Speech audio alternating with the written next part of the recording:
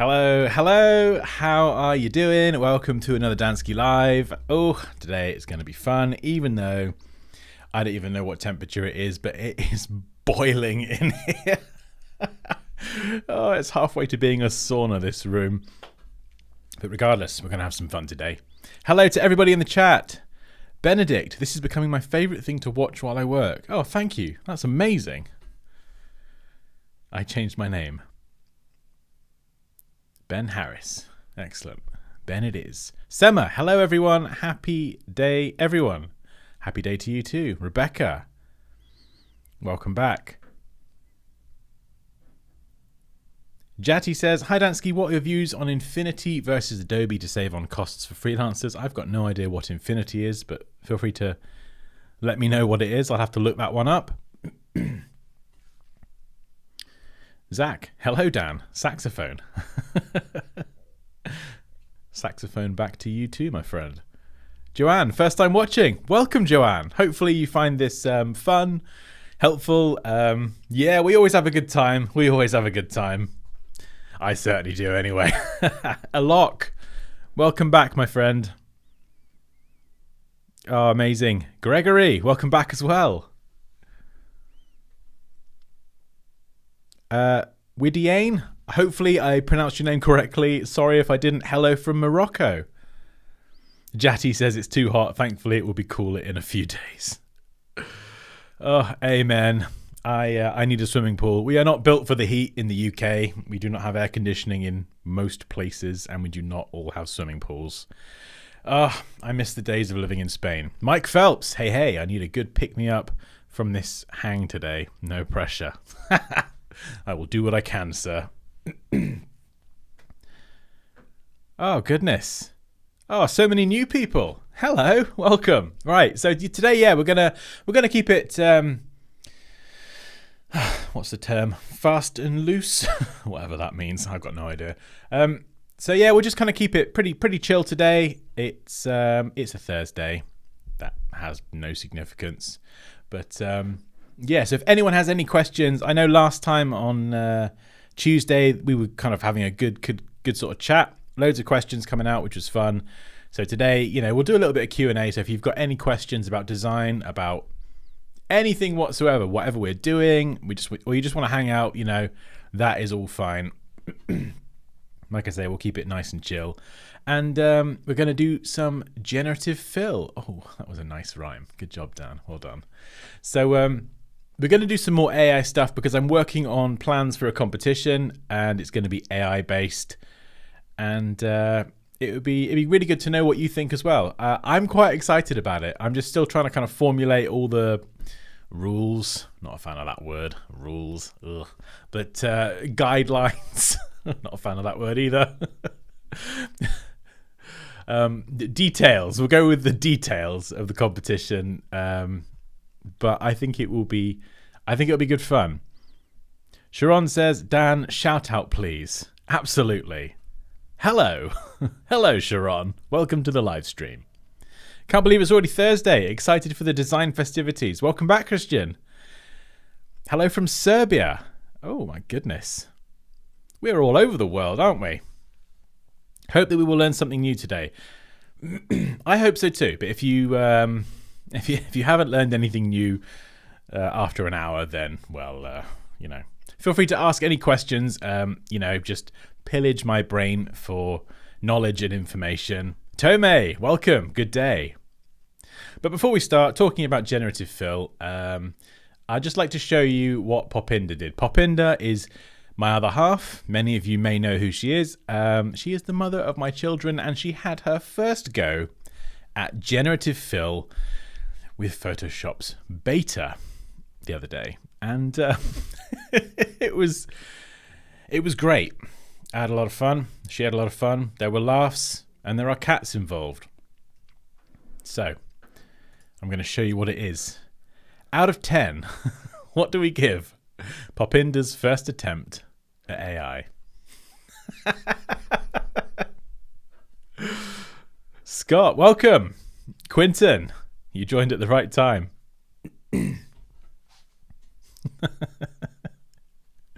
Mark, yes, there are always cats. There are always cats. Let's move this annoying contextual thing out the way. So the entire thing was generated from scratch. It did start out sensible. You know, we had the sunset image. That was like a whole generation on its own. Then she added a ship, or a pirate ship. And then a cat, a giant cat for some reason, just minding his own business, having a little stroll in the sea. Then some rocks in the foreground. And some palm trees in the foreground. And then my suggestion was, I feel like it just needed like something bigger, like a focal point. So, introducing giant cat having a cocktail with a hat on a surfboard. 10 out of 10. Nice. Ben says 13 out of 10. Mike says, I love the background giant cat. I know. This scaling, I mean, arguably you could criticize the scaling of the whole thing. The pirate ship is like probably the smallest thing in there. But and that cat's face. Oh, that face is just adorable. Sort of. Yeah. But the reason that I'm thinking about doing this competition around generative AI is, and please let me know honestly what you think to this as an idea, is because it's a pretty fun feature. And if we're only using generative AI layers, so no adjustment layers, no brushes, no nothing like that, we're only using the generative features, then we can all collectively see how far we can actually push this feature in Photoshop's beta. But the other side to it that I think a lot of people, especially those that are new to design and Photoshop, will enjoy, is that it kind of puts everybody on a level playing field, you know? So all the Photoshop experience with the brushes and all that, those advanced tricks and techniques, they don't count for nothing. It's more about the idea, the creativity, that side of things. So that is kind of what I'm thinking for the competition. Just exclusively using the generative features. So how does that sound? I think it would be fun, but I would love to know what you guys think about it as well. Quentin says it's a beauty. 10 out of 10. Nice. Popinda's not here. I think she's out with the boys today. She might still be out for lunch, but she may grace us with her presence. She'll be happy to see all those 10 out of 10s for sure. Just notice the cat in the water. Yeah, that's my favourite bit. This fella here, he's just having a little stroll. It's just adorable. We definitely have an obsession with cats on this channel, don't we? The cat is in motion, flying towards the camera. That's why it's so big. There we go. Rich, afternoon. Welcome. Mark says, silly as it may be, the giant cat chilling in the water there looks like it was photographed there. It's yeah, it's so crazy. Like that's how the generative features work. They don't just add a cat with transparency. That would be nice, but they don't do that. They actually edit the surrounding image. So if I wanted to kind of do some retouching on that cat, yes, I could make a selection and do various things, but it's not as easy as you'd think. You know, you are essentially working with loads of different flat graphics that don't have transparency. So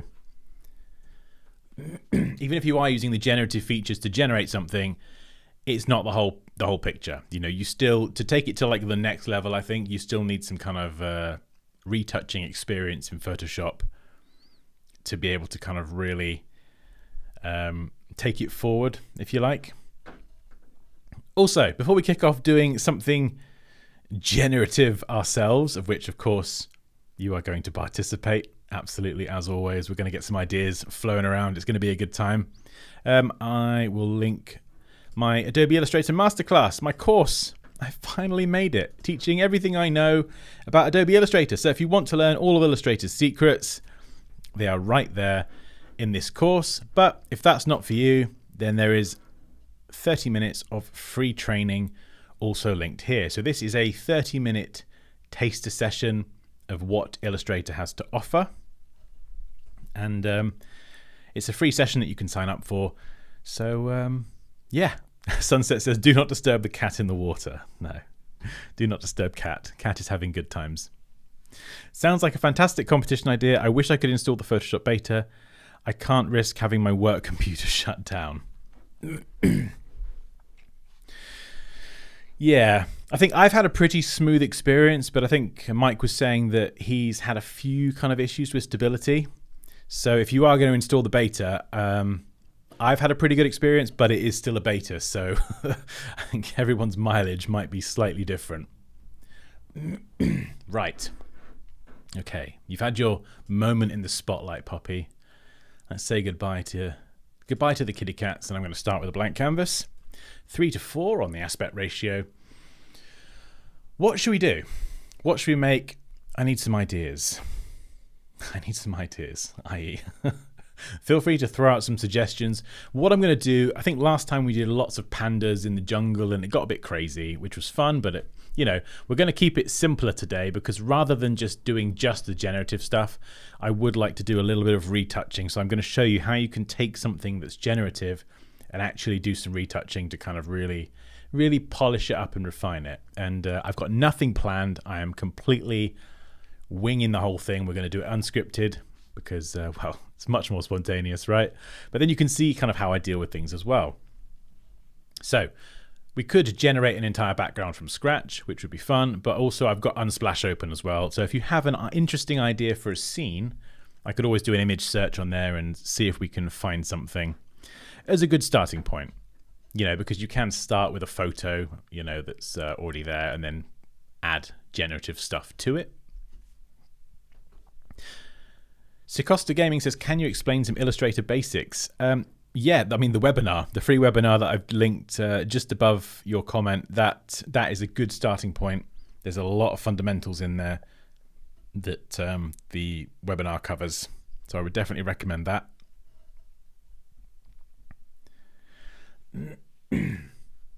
Hello, Dansky. I always enjoy this session accompanied by a cup of coffee and hope to learn and get inspired. Oh, excellent, Andy. I've also got my especially large cup of coffee as well.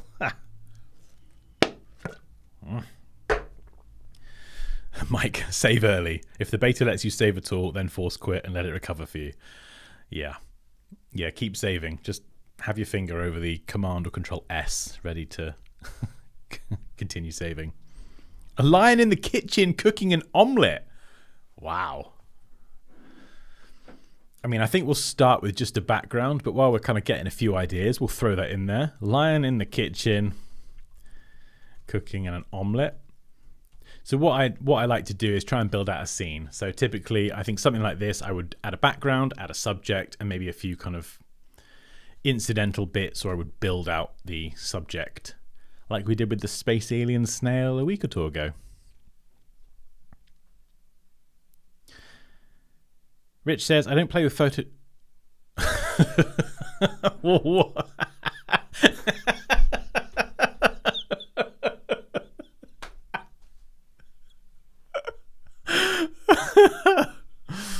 Wow, I mean, this doesn't really look like the lion is actually cooking the omelette. I feel like the lion has kind of invaded the kitchen worktop. And, yeah, I don't know. Possibly something has happened to the original creator of the omelette. Rich was saying, I don't play with Photoshop much. Are there such things of advanced prompts which make the outcome differ similar to something like just Stable Diffusion? I don't think it's quite on the same level as Stable Diffusion or Midjourney yet. The generative features, as far as I've kind of experienced personally, they're better at taking like what you've already got and adding to it rather than generating an entire thing from scratch. Like if I typed lion in the kitchen cooking an omelette in something like Midjourney, it would probably generate something quite cool looking. Like it would look pretty insane. Obviously, this isn't really any. It's funny. It is funny. So I think the generative features, they're still in beta. They've got a way to go before it can generate entire scenes. But I'm okay with that. I like still being the author of what I'm creating and being able to generate essentially stock assets or the pieces, and then I can put the puzzle together however I like. But I enjoy that.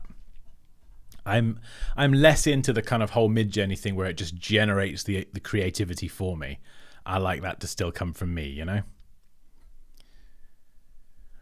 How about something like a travel poster so some text graphics can be thrown in there too? Yes, Ben, the beta is available as part of your Creative Cloud subscription.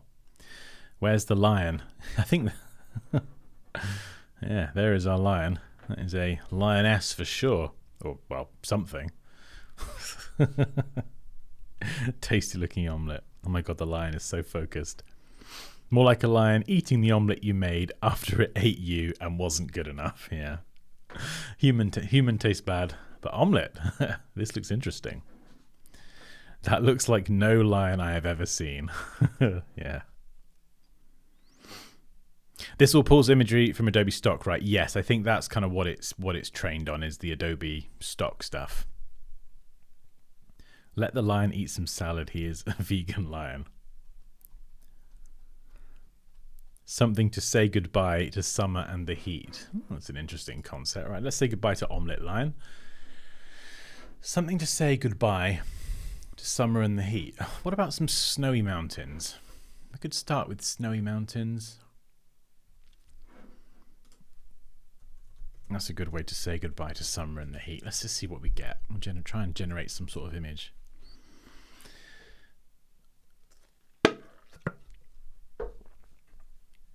If not, we can always work from a stock image. Oh, that's not too bad. Oh, these are nice. I'll take another generation. We'll see what we get.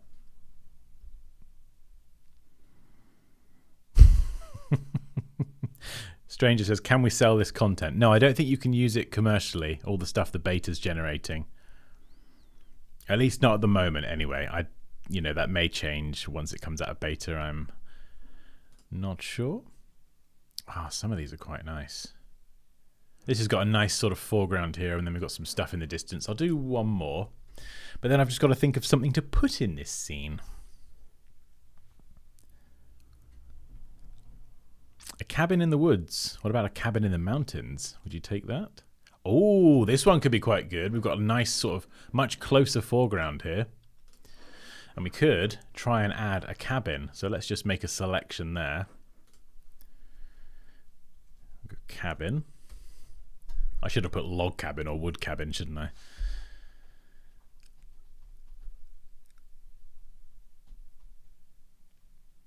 That one looks like it's about to go over the edge.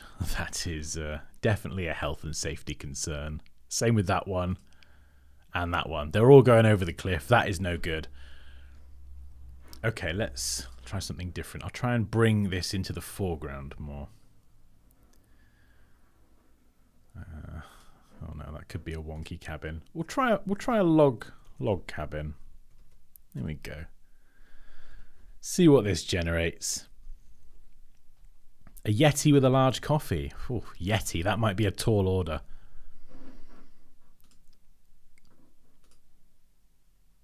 That is kind of cute. That is kind of cute. We'll keep going though. Quality on that one is a bit ropey, a bit rough around the edges. The background is pretty impressive actually. That is a pretty decent background, but I need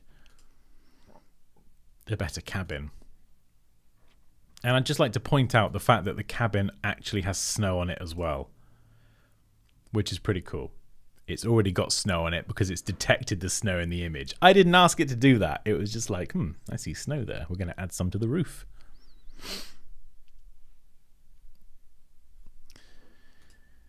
God, this might take us a while.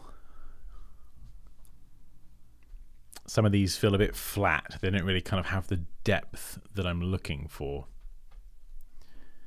But I could always try and find a cabin on Unsplash. That's the thing I like about it. Not everything has to be generative fill.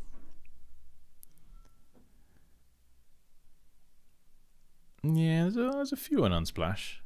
Although actually it's probably better to stick with the generative fill stuff, isn't it? Because that's what the competition would be centered around. So that is the whole point, is to kind of see how far we could push AI. They look like sheds. Yeah, maybe the word log cabin wasn't the right choice. We could try a luxury cabin. And essentially what I want to do here in this stream is I want to generate a bunch of assets and then show you how you can kind of take that and actually turn it into something that looks a bit more useful. That's a little bit small. Oh, that's kind of what I want, but it looks a bit rubbish. I need like a bit more realism rather than just a kind of flat roof.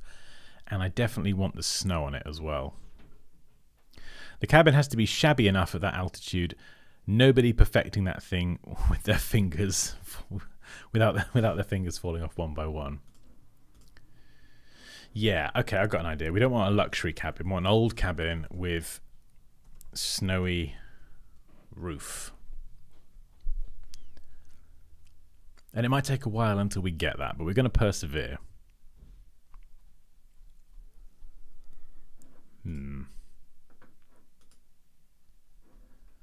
It's not giving me the best cabins. I'd like something just a bit more realistic. Some of the kind of textures look a bit sort of murky. And the quality needs to match the background. That is a bit better. That is better. And we've got a bit of texture on the left there. It's not perfect, but we've got some texture on the left. I like the fact that, yeah, at this altitude, Mike, it's looking a bit run down. It's sunk into the snow and it has a snowy roof. And it's bang on in the center as well. So I do like that one. And do you know what? I might run with that one, actually. We'll do one more generation of this cabin, and then I'm going to move on. I do quite like that. I'm going to see if I can generate some windows, though.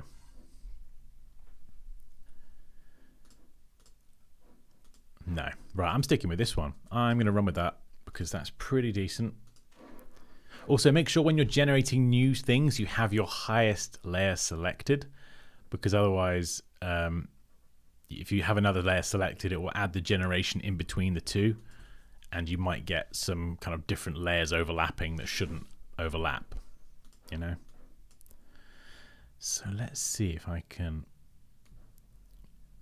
Do you think I can generate a couple of windows here? Oh, look at that steady hand. Windows... I love how it's getting buried here too. Yeah, that was kind of one of the things that sold it. Sema says a baby penguin and a snowman next to the tiny chalet. Oh, nice. They're pretty kind of run-down windows as well. Not bad. Not too shabby. Perhaps some more detail in the prompt. Yeah, I don't know. I'm not sure how much detail you... Ooh, that could be good. You need in these sorts of prompts. It says here, yeah, avoid using instructions like add, fill, make, and change. Instead, describe what you want to generate. So these tips that pop up are quite useful as well. They're quite nice. I like the fact they're different as well. It looks like someone's done a really shoddy job putting this together. And we could even try and add the top of a door here as well. Most of it's buried. Top of door. A door, yeah, Rebecca says a door. We we need a way to enter the shoddy cabin. Yeti. I will try a Yeti. I don't know how far we'll get with that. That doesn't look like a door to me, but it's very dark. The reason it's so dark is because this part of the image here is very much in shadow, so it's kind of respecting those lighting conditions. It's not a door. I'll try a different prompt. I'll try just door. Thomas, hello from Germany. Hello, welcome. I think you were on the stream earlier this week. Or was it last week? But welcome back, regardless. Do you want to build a snowman? Do you want to build a snowman? Yes, I do want to build a snowman. And I shall. A chimney with a smoky chimney. Yes, that's a good idea. Love it.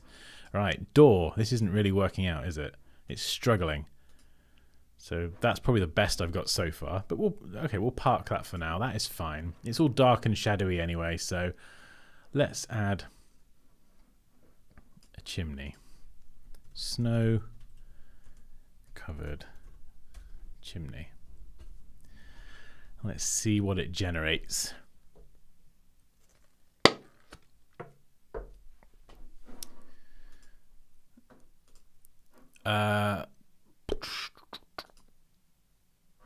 Yeah, it's not really ideal. Not quite what I'm looking for.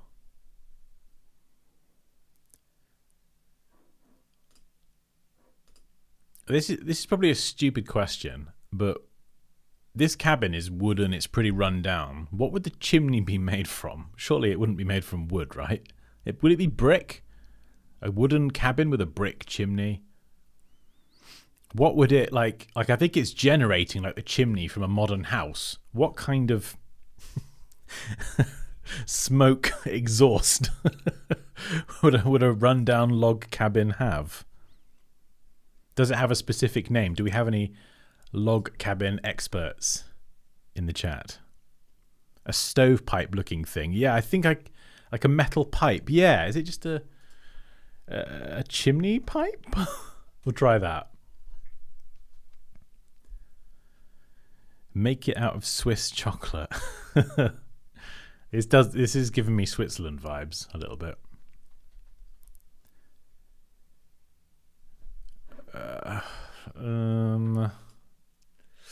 Not, yeah. Maybe it needs to be smaller actually. Let's cancel that. I think it's a bit big.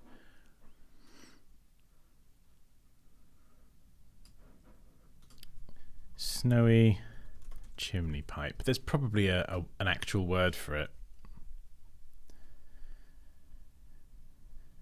Steel chimney, says Jamie. Metal stack flute for the wood fire. Oh, maybe something like that. I can't really see exactly what it is, and maybe that's a good thing. It looks like a thing though. I'm sure I could add some smoke coming off the top.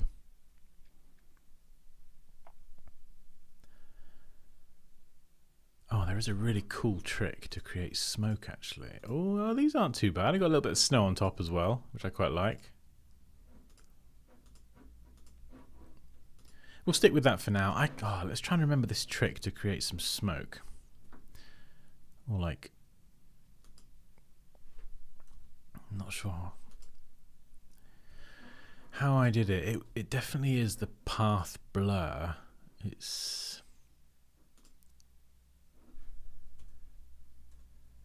something.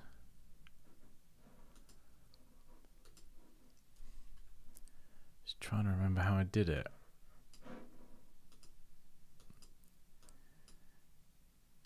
No, it's not like that. I think it's... Let's bring the hardness up so it is a solid blob. And then I'll make it white. I'm just trying to remember the technique. It's definitely path blur. Something like that. And you crank up the speed.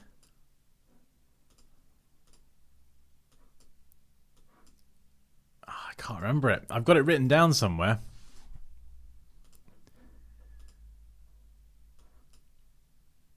Yeah, it's a very cool technique to create some smoke. I'll have to look that one up. Yeah, that doesn't really look like smoke, does it? That's fine, though. That's fine. That's looking, yeah, pretty decent. We need a snowman, though, for sure. So let's definitely grab a snowman. And I'm going to spend a little bit of time doing this, and then what I want to really get to is kind of taking this and then building on it with actually some Photoshop skills. Skills. We'll see what I've got. So we'll try and add a snowman. Whoa. Here, see what it generates. We might get a cartoon snowman. We'll see what happens. Try putting some lantern or light on the wall. Maybe it will lighten the wall. Oh, that would be nice. Yeah, a little lantern. Whoa! Who are you? You are definitely not a snowman there.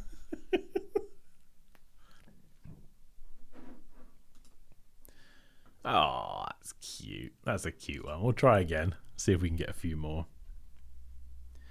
Stovepipe is probably a correct term.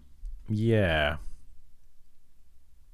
Looks like a low-budget thriller movie poster.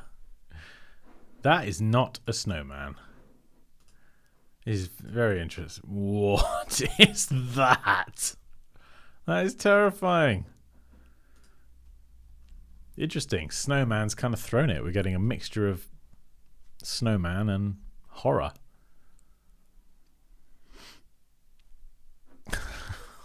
What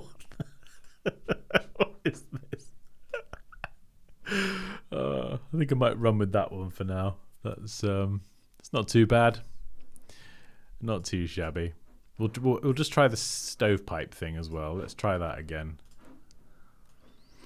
Here we go. Snow covered stovepipe.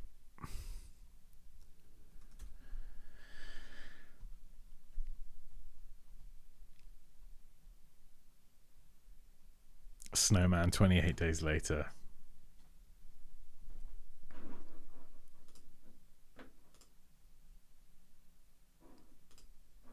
Yeah, it's kind of similar to what we've got, but that works. Have you ever studied design at university? No, I have not. I did 2 years at college, got the highest grade possible because I worked really hard, and then consequently got my first job. There we go. That's not too bad, is it? I just didn't want to go to university. Didn't want to leave friends and family, but also I actually just wanted to get into the industry and start learning with some hands-on design. I think at that point I was kind of like, I've done enough education now. I want to actually like get a taste for what it's like to do design. That's quite a good one. It sort of got that indentation there. Oh, steady on, Dan. My hand is twitching all over the place. Right, we can get rid of those. They are awful. No, my delete button's not working anymore. It's never a good sign. Right. Let's save that. I'm going to try and move this out of the way. That bar is like constantly getting in the way. Right. Something I do love to do in my work is add things to convey a sense of depth. So I'm going to try and add some snowy rocks over here. See what it generates.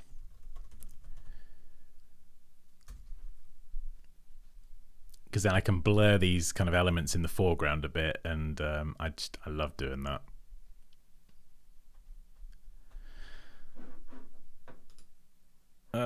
If it will generate something usable.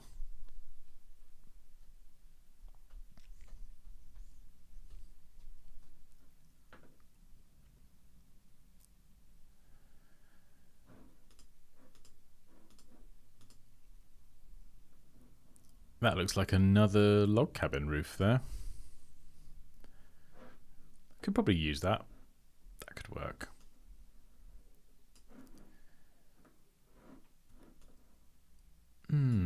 What about the sky? Let's generate some clouds. Yeah, that's what I think it needs. We need some clouds. Let's see what it gives us if we just leave it open. We'll keep the prompt open and see what comes back. Wow, some of these are terrifying in the best way. Zombie apocalypse snowman. Oh, nice. The scaling's a bit off there, but yeah, we'll give that another go. Not too bad. Just makes it a bit less blue everywhere. We could even add some other cabins on other parts of the design as well.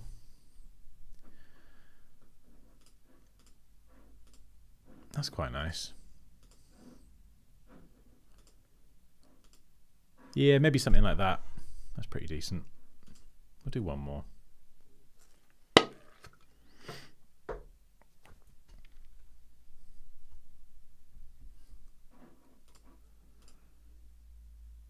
Ooh. Which one? Which one? Maybe that one. That one feels like the clouds kind of copy and pasted a bit. Also, this looks like a duck. There's a duck looking to the left there.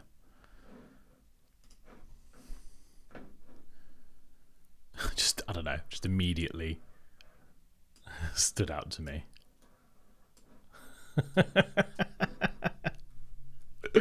Oh, Dan, you're an idiot. Right. Okay.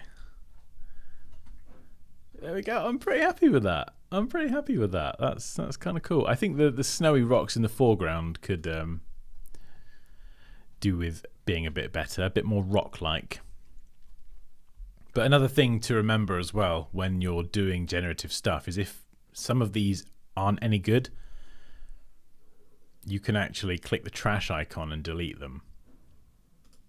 And this will bring down your file size quite considerably if you're adding lots of these. That's a bit better. More rock-like. I do like that.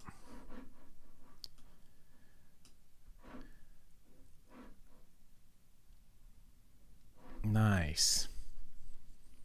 Also, for this competition, this generative competition, I'm trying to think of a theme for the competition. I feel like it'd be good to have at least a sort of loose theme, because then kind of everyone sort of has the same theme and we can see kind of how creative people push that theme. But I'm totally open to ideas. What do you think would be a good theme for a generative AI competition? Jatty says Mary Poppins doing a flyby. Clouds with an eagle. Oh, we could try and throw an eagle in there in the distance. Hey. How about, let's give it a go. Eagle. A ski lift. The Wicked Witch from The Wizard of Oz. Nice. Yeah, possibly Halloween. I was kind of thinking of doing it a little bit sooner than Halloween.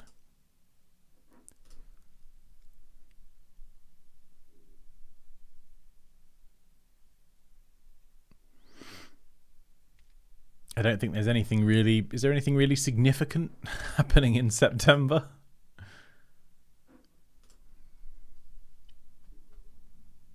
Let's see if we can get a cool looking eagle. Might look a bit weird.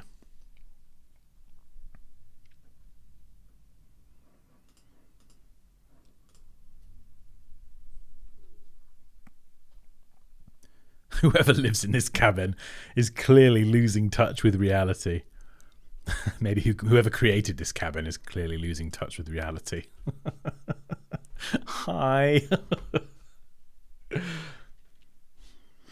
End of summer, autumn falls, clocks going back. Hi, Dan, and hello, everyone. Dilshin, welcome. Stick a little Where's Waldo in there somewhere. Oh, yeah, you call it Where's Waldo. We call it Where's Wally.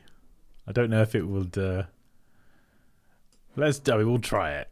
Was it Waldo?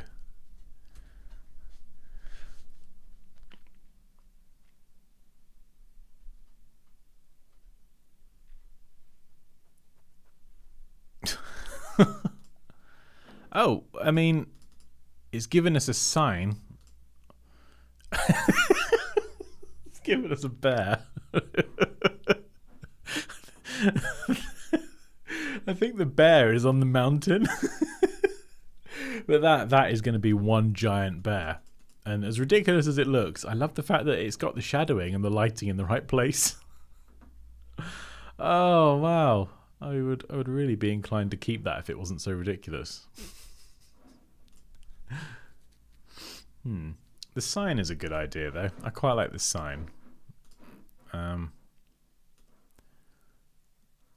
Let's add a sign out the front.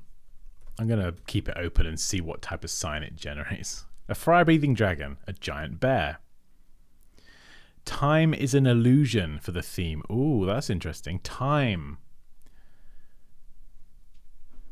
What is that? That's like a beware of ice breaking sign?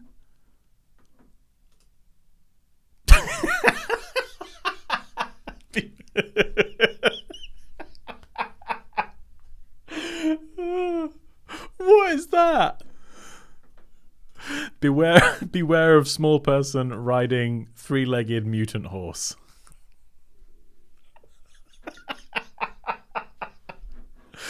Oh, wow. Waldo is in the bear. Oh, beware of horse mutants. Indeed, Phil. That is definitely a horse mutant. That looks like Japanese or Chinese or something. A language that I don't understand. Not sure what that I think it's just generating nonsense signs. But I do kind of like them. They all seem to be leaning as well. Like, I guess getting an upright sign is out of the question. I think it does signs as well as most AI does adding text. Oh, I like this one. Wed low. What?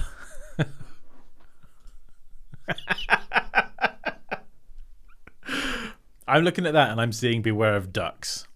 To me, that is like I'm seeing like some sort of weird duck, you know, like from the front. I'm gonna go with wed low. I don't know what wed low means. Like, you know, get wedded low down or Wednesday low. I have no idea. What does wed low mean?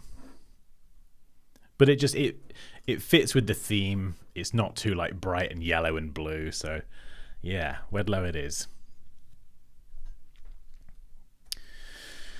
One thing I'm definitely going to do is I'm going to just whip up Envato elements because they're perfect for this kind of thing. I'm doing a search for add-ons. I'll just show you what I'm doing. Rather than me waffling on, I'll show you what I'm doing. So we're going to go for... If you do any Photoshop work, they have some like amazing brush packs for grunge, dust, particles, effects, all sorts. I think they're these ones. They kind of have a bit of a style to them. Oh, some of these look good as well. 100 snow brushes. But if I just type in brushes and then filter by Photoshop,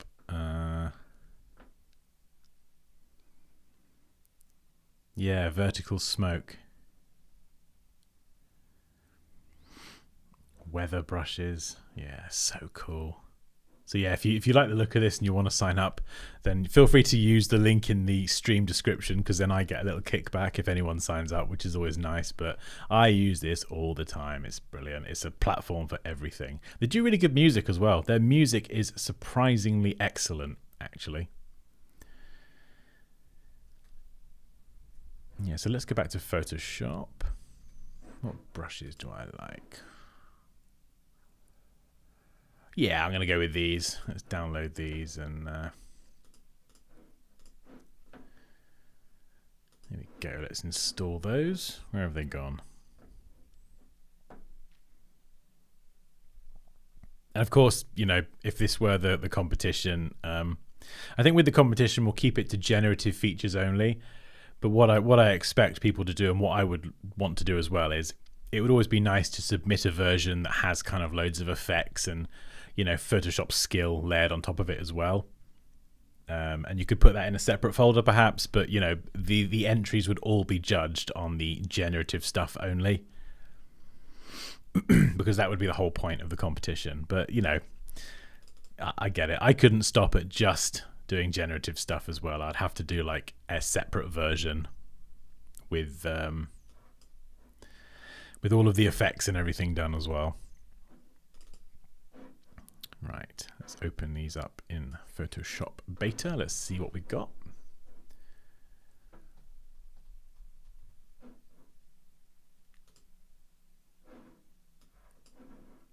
Here we go.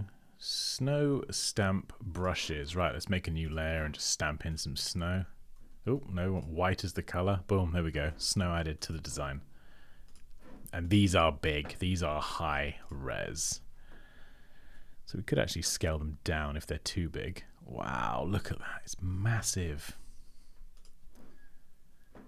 My goodness. Can't believe there's 100 of these. That's quite honestly insane. So you make it to the top of the mountain and it tells you to get married down in the valley. Yeah, wed low. Beware of horse mutant Japanese soldiers. Dansky's duck obsession. Yeah. It's either cats or ducks, really, isn't it? Low-key wedding coming soon. Nice. Weed low. Oh, yeah, maybe they misspelt it. Maybe there's some weed down low. Do you want to buy a snow brush? Do you want to buy a snow brush? Aloha, Dansky. Aloha, Mitch. Welcome. Photoshop skill. Yes, I use that term loosely. Will the judging be live? The judging probably won't be live because I'll probably make a video. I think that's probably best. But we'll definitely do some live streams where we go through and check out what people have submitted because I think that would be a lot of fun.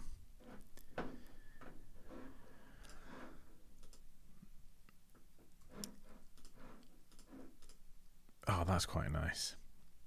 So what I could do is I could stamp this brush in and I could even then go and I could just add a little bit of motion blur in a certain direction. That's quite extreme. But just a subtle bit of motion blur. Just to kind of blur it as if the snow is coming down. So that's pretty cool. But then what we could also do is that's kind of like foreground snow. What I like to do with a lot of my Photoshop work is, as I already mentioned, I like to consider distance. So I would need some snow in the background as well. Probably like the sort of medium range snow. So I'm going to lazily stamp this in over and over. You could use different brushes so you don't get any kind of repetition. But I'm going to be a little bit lazy with it just to save time and just rub out some of those really obvious bits of snow that are just clearly being repeated. And focus more on the smaller bits of snow as well. There we go. La la la. Very nice, very nice. So there we go. We've got some medium snow and some close snow. And it kind of layers up quite nicely. And then I could even do some snow in the very distance. So just shrinky dinky that down. And just duplicate that over. Resize it, distort it, that kind of thing. And then maybe flip it. Maybe make it really, really small. Like this.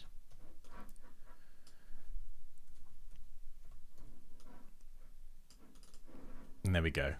So I've got distant snow. I've obviously done that very quickly. So we'll do far, medium, medium,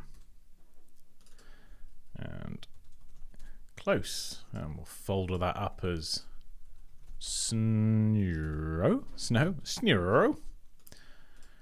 And you can see the difference. So we're kind of going to layer it up. We've got the close snow. Well, we'll start with the far. We've got far snow, medium snow, and close snow. Boom. That's nice. I like that.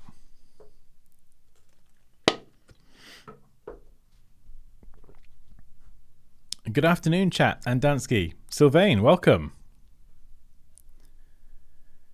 How many years of experience do you have in this field, Dansky? I've been designing professionally for about, I think it's 17 years. Might be over 17 years now. 2006, I think, is when I started my career. So just over 17 years. But I've been designing for fun before that, since I was about 17. So we're talking nearly 20 years. Been around a while. Doing photo manipulation stuff. Probably, I don't know, 3, 4, no, probably about 4 years, 5 years, kind of on and off. I do lots of different types of design, but I really kind of started playing around with Photoshop and doing the photo manipulation stuff. I would like to say, probably a few years ago. And it was kind of like, oh, actually, I've learned quite a lot about Photoshop, and actually I can do this kind of okay. And then it's something that I've really kind of built on. So the work I made 2 years ago versus now, it is literally night and day. My work has got a lot better in the last 2 to 3 years because I've tried to kind of really hone those skills a lot more.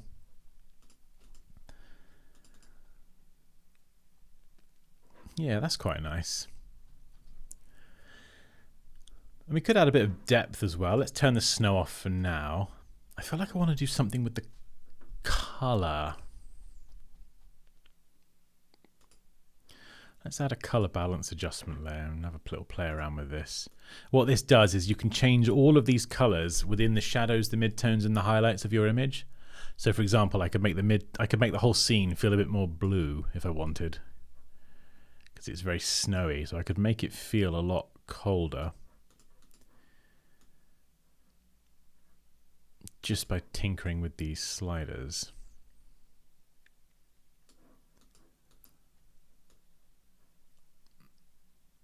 But I don't think I'm going to need to do too much to this. There we go, just blues it up a little bit, very subtle. Another thing that's quite good is color lookup. These can be quite useful. You've got some presets here. And some of these can actually, whoa, some of these can introduce quite nice colors into a design. Crisp warm, crisp winter, that could be, oh no, that's awful. Not that. Drop the blues. So it's kind of, okay, that could be quite cool. If we wanted like a more muted look. Fall colors. Oh, that's quite nice.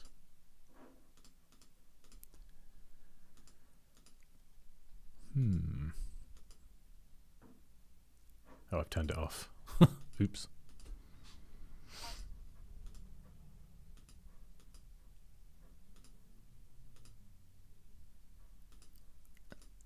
Yeah, some of these do give quite a nice effect. Futuristic bleak, horror blue. Wow, that is a bit too blue, I think. Moonlight. We could use that to turn it into a night scene and then add kind of moonlight and stuff.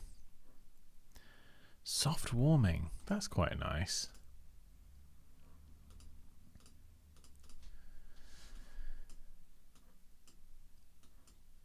Yeah, so you could play around with that one.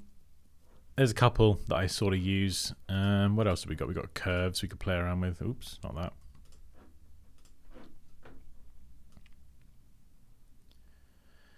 So we could brighten up this whole scene.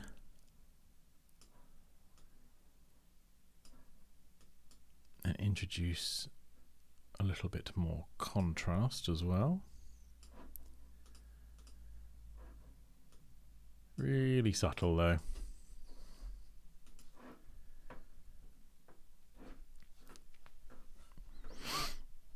There may be a snow sled at the side of the house for transportation. The Grinch. Oh, Yeti. We were going to do a Yeti, weren't we? Right, let's hide the snow for now then.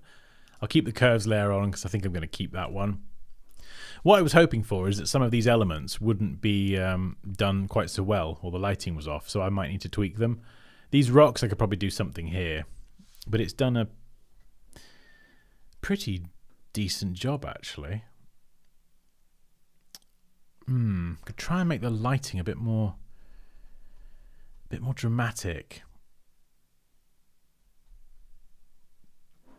We could try and add a sun. What would be the best way to add a sun?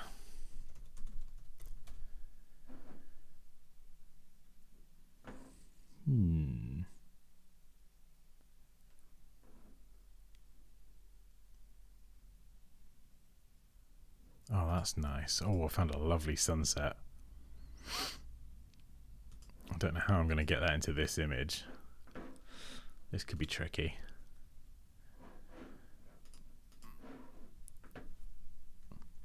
That is beautiful.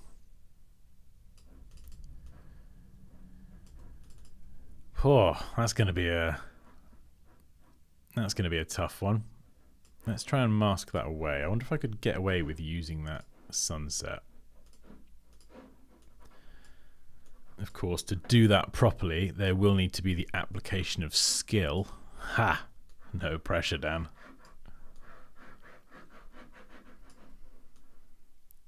There we go. Done. Oh, I wonder if this will work.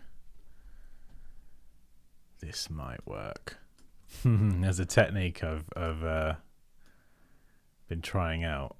I might need to get rid of this bit. This is either going to work really well and you'll love this, or it will be awful. because I love that sunset, right? And I can introduce some more dramatic lighting. So let's see if this works. I'm going to make a selection between the two images, and I'm not going to generate anything specifically. I'm just going to click generate. Nice snow effect, Dansky. I can easily imagine that animated. Yes. I think there is a snow, CC snow or snowfall in After Effects.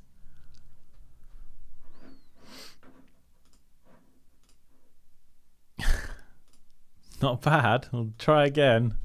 It's a really good way to stitch two different images together.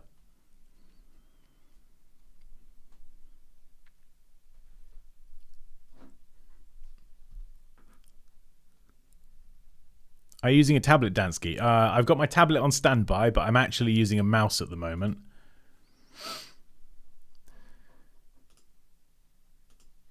Yeah, it's not too bad. I think I could probably do better if I capture maybe more of the mountains in the selection and get it to generate a new set of mountains, possibly.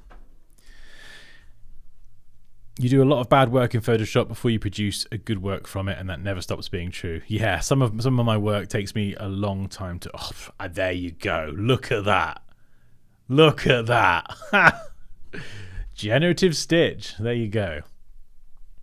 It's in one of the videos that will be coming out soon, so please still watch the video. It's got some other useful generative stuff in as well, but that is one of the tips. And we've got some okay highlights along the sort of mountain ridge as well. Yeah, that's probably the best one. We'll try a few more generations. New graphic artist here. You are a calming presence for background noise whilst I get valuable information. You'll be seeing me around. Oh, amazing. Fantastic. Hi Dan, what design are you cooking today? Welcome back, Hamsik. We're doing generative AI and then taken on a bit further with some light retouching. Test Photoshop and see if it can overlay an avalanche on one of the background mountains. An avalanche, wow. That would be very specific. But of course, this is where it gets really interesting because I'm adding a new image into the scene, this dramatic sunset. I'm going to have to try and fix the lighting on everything. What I should have done is start with the background and the sunset and then generate the stuff in the scene, because it would have taken the sunset and the lighting and the warm kind of lighting into account. But, you know, it's never a straight line with design, is it? It's always a fluid process. We go up, down, backwards and everything. So most of these aren't great. That's not too bad. Yeah, I've got a really good one down. This one was a really nice one. I love that, actually. I'm going to try and work with this one because it's not just doing it all for me, and I feel like there's a bit of challenge there as well, which I kind of like, you know? So I've got my snow layer turned off. I'm going to keep that off for now while I work on this. It's kind of added this warmth around the edge, which is not bad. Bit of wonky stuff here, but that's fine. Another way to kind of add glows and highlights is to just add a solid color layer. And if we hide that for a second, I can then sample the same color from the sun. So I get a nice warm color. Turn it back on. Invert the mask, which hides everything. Now I don't want to have a hard brush, so I want that nice soft brush. And then what I can do, that's a bit overpowering. Let's try linear dodge. Still too overpowering. Let's go with a warmer color. There's my color picker if you're wondering what I'm doing.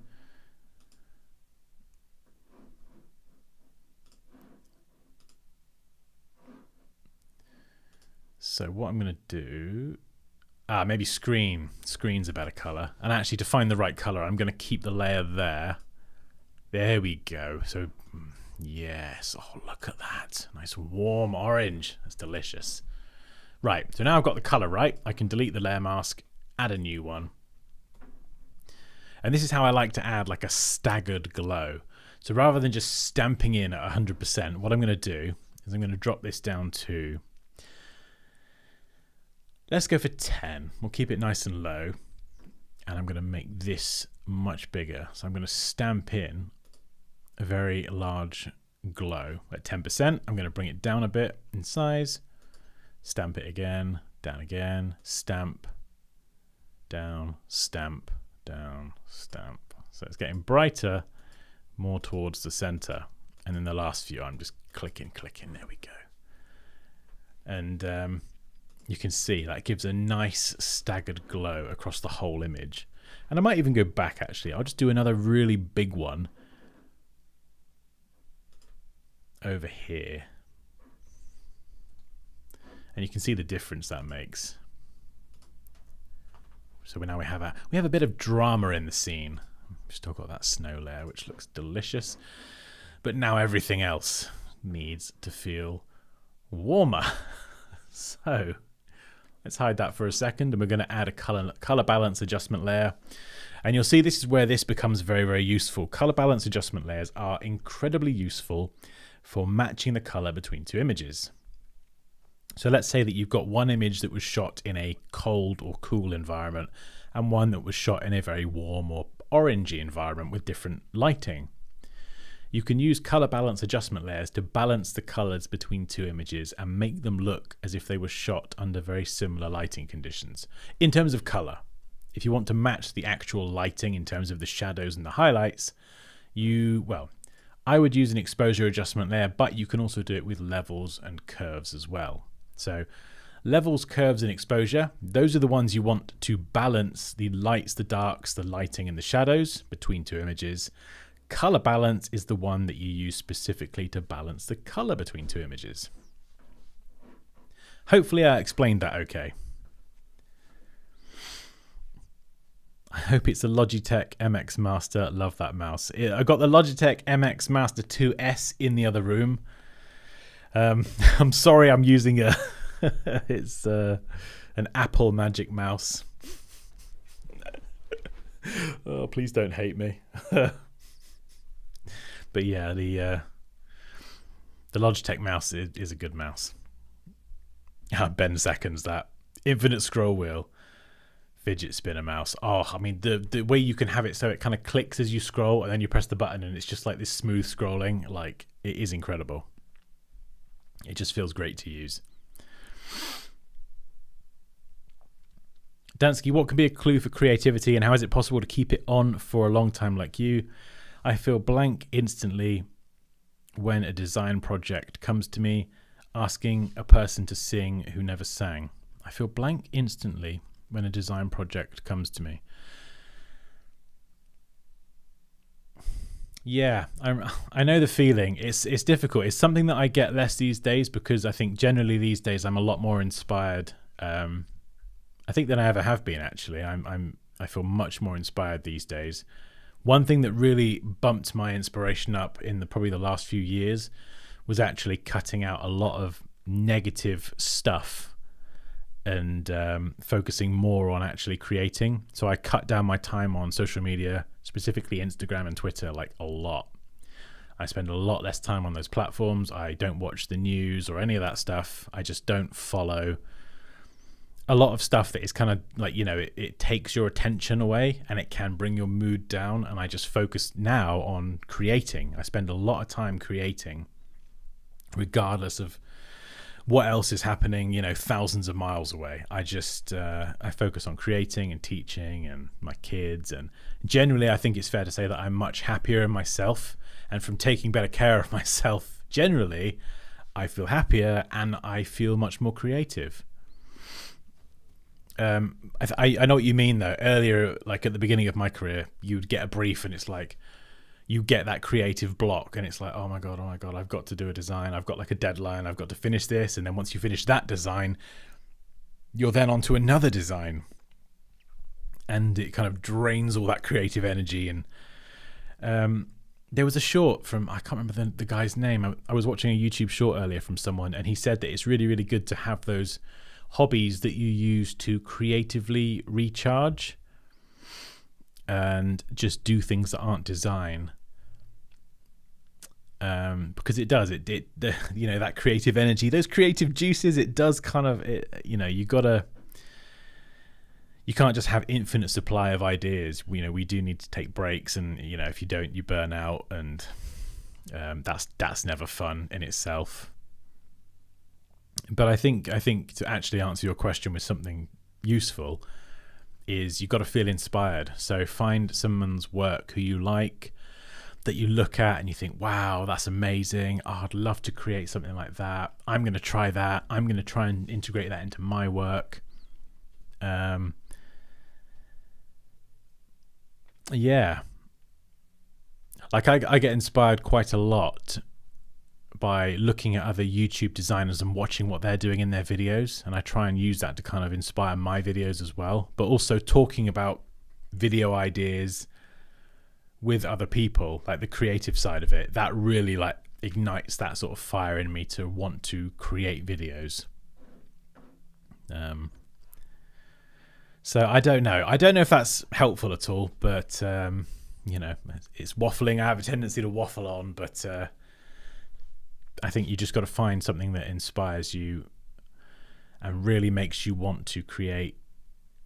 And if you find those people whose work you really, really like, try to recreate their work. There's that quote, it's like imitate then innovate, because by imitating other people's work and recreating it, you're developing your technical knowledge of the skills to even be able to recreate someone's work. And as you get more confident with the different tools and you use the right tool for the right thing, that's going to give you more confidence, and there will be less barriers in the way to fully realize what you imagine in your head. And that's one of the things when you're learning new software. Like I'm still learning Blender at the moment, and there's a lot of times where I just I just need to make a shape and make it animate around a curve, and then I have to go and look up a video, and it's like this roadblock, kind of limited by I'm sort of limited by my technical knowledge. So I think when you imitate other people's work, and there's loads of tutorials on YouTube where people show their entire process in like a 30-40 minute video, and or maybe even like this stream, like Quentin says, these live streams are my biggest source of inspiration. Well, that's amazing. These streams, whatever it is, wherever you find that inspiration, where you can see someone's process, and then learn how to level up your technical skill, it will, it's a pretty good feeling when you can actually create what you imagine in your head and you're not limited in any way. And if you want to level up your technical skills and learn everything Illustrator has to offer, then here's my course. I didn't mean to get that in there. It was too perfect. How could I not? Jatty says, pen and paper helps, just doodle, get away from the desk. Exactly. Inspiration can hit you in the shower. I think that's the thing, right? Do you guys get inspiration in the shower? Because a lot of people have said that before, and I definitely get my best ideas when I'm just stood in the shower doing nothing and just letting my mind kind of wander. And it's like, oh yeah, I should do this today. Cooking but hardly ever at your desk. Yeah, that's a really good point, actually. I get ideas at my desk when I'm working, but being at my desk doesn't really inspire me. That's a really, really good point, actually. Yes, I just yesterday fine-tuned the click scroll smooth scroll threshold. I can't speak. I have my pointer ultra fast. Oh my goodness. Hardcore, Jatty. Same, Quinton. Oh, thanks, Rebecca. Zoe says, I definitely agree that looking after yourself and trying to feel more positive can really help you feel more motivated and creative. Yeah, it's something that, especially the last few years, as I've disconnected from more external stuff, I've reconnected more with myself. And actually, I've definitely noticed a very real change in how inspired I feel and creative I feel. Not to mention, I just feel better anyway. Like, it's been noticeable, These are fun and a great community in the chat. You're right, we do have a great community. You guys are great. I love doing these streams. There's also something that fuels you when you share, teach other things you know. They usually have something to share back, and it creates a nice loop. Yeah, it's kind of like the circle of life, isn't it? Like, I learned a lot of what I know from tutorials and then watching them and playing around. And this is back in the day before YouTube, when it was all article-based tutorials. So it's nice to be able to make a living, you know, teaching others and kind of putting back into that that sort of ecosystem, that design community. It's nice. I'm watching from the dark side of the moon. 10,000% shower or slamming the laptop lid and going on a hike. I figure out probs instantly. Hike, yeah, that's a good one. That's a good one. Okay, right. Oh my goodness, it's so hot. It's so hot in here. Right, okay. Color balance. So I don't want to do this to the whole image. I could try, I suppose. I'm going to try and block out the top, because I quite like those sunset colors, but I definitely need to change the color here. So if I turn this off and on, yeah, so you can see what I'm doing now is I'm increasing the yellow and the red in the midtones, and that is warming up this part of the image to match the sunset a little bit more.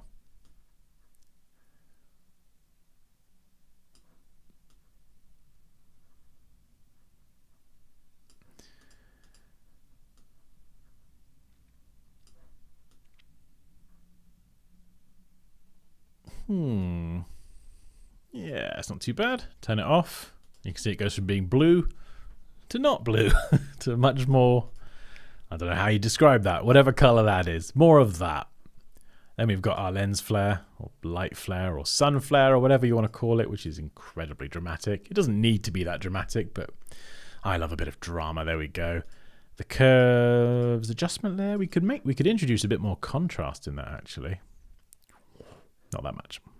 That's too much.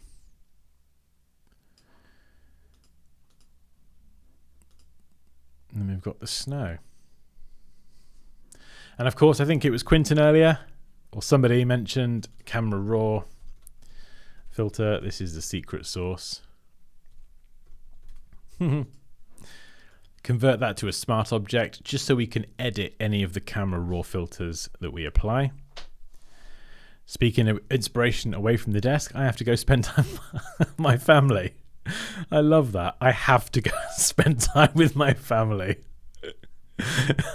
Yes, that's it. Go and fulfill your parental obligations. Cheers, man. I'll see you later.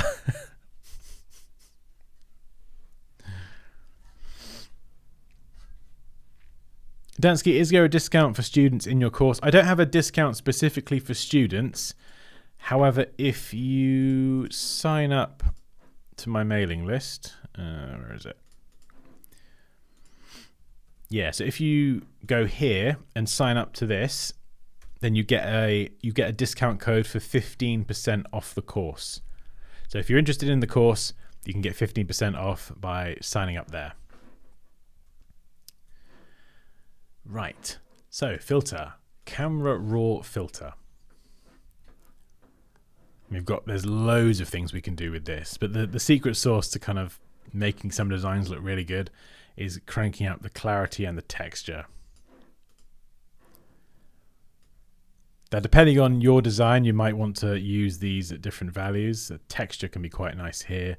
Sometimes sometimes you can bump the clarity to the maximum and it looks really good. Other times it'll look awful. So, you know, increase at your own risk, I guess is what I'm saying. Dehaze as well. You could add more haze, really blow that out. Yeah, you could bump it up subtly, or just leave it at 0.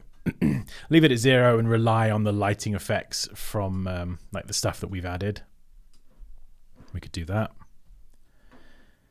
And if you're using 3D objects or everything's just a bit too smooth, you can even go and add some grain, just to add a bit of noise that you would typically get from a camera, before and after. And sometimes, it depends on your image, sometimes this can make a huge difference. It's a little bit less noticeable here. Oh, sorry. Oh, sorry. Oh, it's on the other screen. Sorry, I didn't show you. Right, hang on. I'll go back and I'll show you exactly what I did there. It loads some windows up on the laptop. Right, let me show you that again. There we go. You must be thinking, what on earth are you talking about, Dan? So under basic correction, we've got texture and clarity. Obviously, you've got all these settings here. Wow, you can play around with all that. But here we can bump up the clarity and the texture, and it adds like a bit more detail, and it can really kind of sharpen some of those edges quite nicely. But again, you don't want to go too far with it all. And dehaze kind of blows it out. But I'm going to keep that at 0. Vibrance. Yeah, that's all right at 0, I think. Lots of categories here. Effects, we can add a bit of grain. So I usually just go for like 10 on the grain. Nothing too big. If you're using 3D objects, they're usually too smooth. They look unrealistic. So if you're integrating 3D into your work, I like to add a bit of grain because it then kind of adds the grain that you would get from a photograph straight out of a camera. So it makes it a bit more realistic. So before, and then there's your after. And it adds that as a smart filter, so I could just double click this now and then boom, I'm straight back into editing. If you don't make this as a smart object, this layer, then you can't go back in and edit that effect. So that is quite important. Now you might be thinking, okay, well, how do I make any changes? You know, if I want to make changes, how do I then go and update that? So let's say you make a bunch of changes, blah, blah, blah, blah, blah. What you do is you then you select all, and copy everything merged. So just copy the entire thing, open up the smart object, and then paste in the new version, and then save and close it, and it will pull those changes through. So I'll do that in a minute and demonstrate that properly. I'm just trying to think what else to add. You know, it's a lovely little scene, but I feel like it's missing something. You know? I just can't think what. Maybe some clouds or something. Maybe a bit of mist. I'm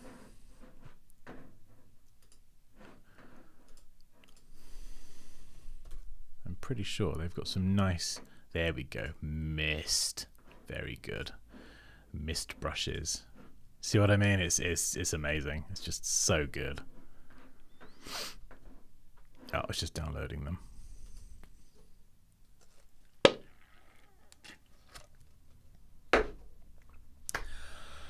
Whew.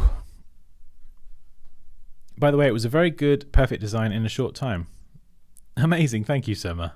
Yeah, usually when I'm working on this stuff properly, it takes me a lot longer. I'm sure people like Benny and Phase Runner, they can bang this stuff out super quick. They're super talented guys.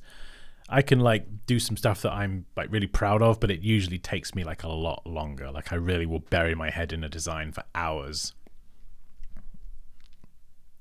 Phil K says, snowboarder doing a huge trick flying through the scene. Also, hi Dan.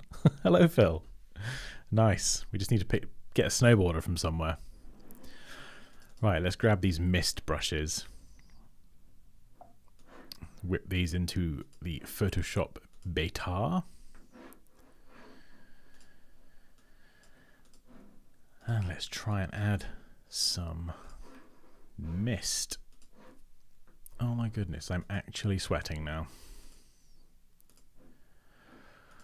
Whew. Right, let's see how this looks. It's very misty. And the thing is with the mist, we wouldn't just add white mist. We would need to kind of take into account the color of the light. So we probably would have a color to it. Maybe not something as strong as that. And what blending mode would we use? Yeah, maybe something like that a little bit. We'll just warm it up.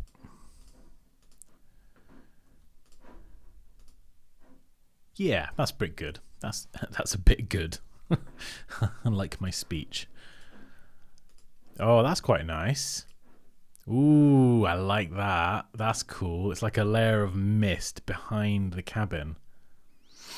Very cool. So that could be one. We'll ignore the hard cut for now because I could fix that quite easily. And then if I duplicate this, we could probably try and add some more mist in the distance. Like that. Let's turn the lens flare off for a second actually. Just so I can see what I'm doing without all the dramatic lighting. I kind of want a mist that's a bit more stretched horizontally.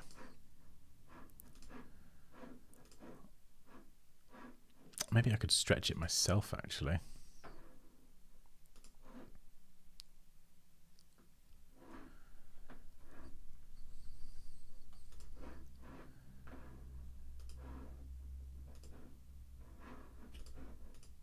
Actually, yeah. That's what I'm going to do. I'm going to do that and I'm going to stretch it. I'm going to be really naughty and I'm going to distort this and make it look much more mist-like. And I'm going to put it more in the distance as well. Something like this. Scale it down.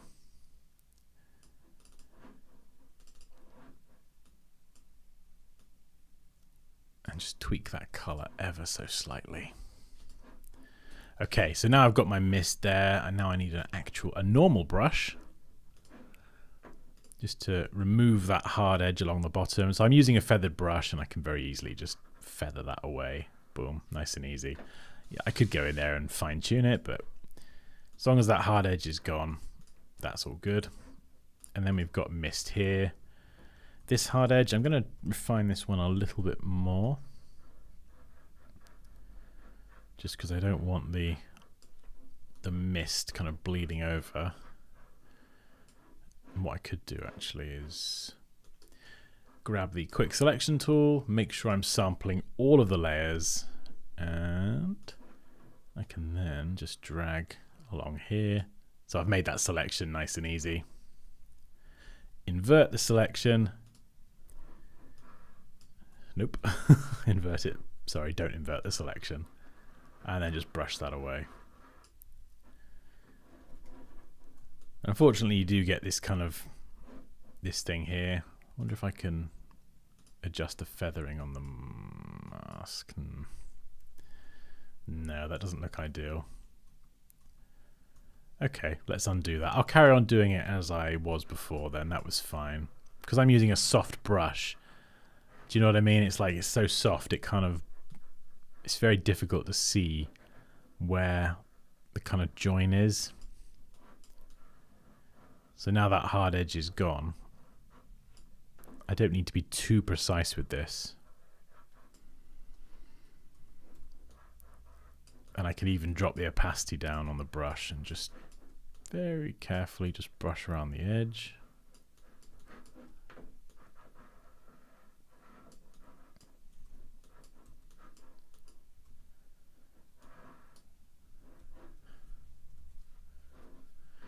Something like that. That's probably a bit pronounced as well, so I will just drop the opacity on that one a bit.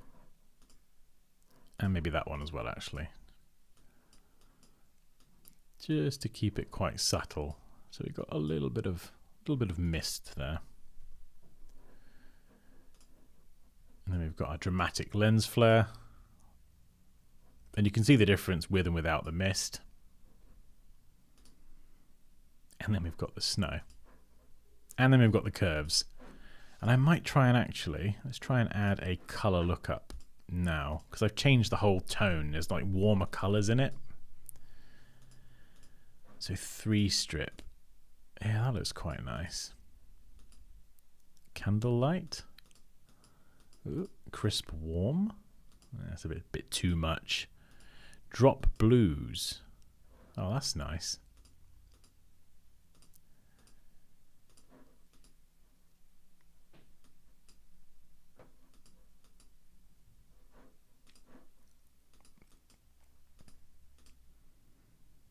Some of these can look pretty good. And of course you can drop the opacity on these as well.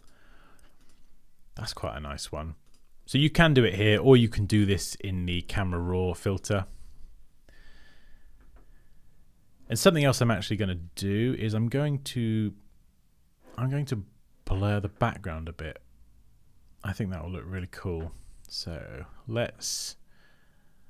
how are we going to do this? We're going to have to separate the image into two pieces, essentially.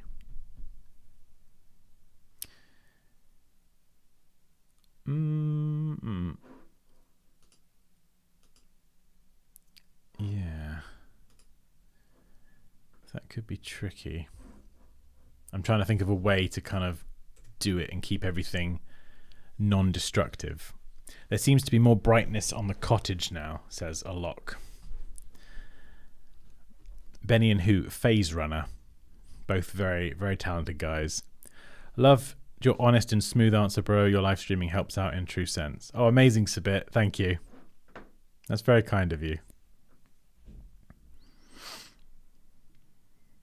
I never fail to be impressed by how truly connected we all are these days. Amen. Canada here. Hello, big world.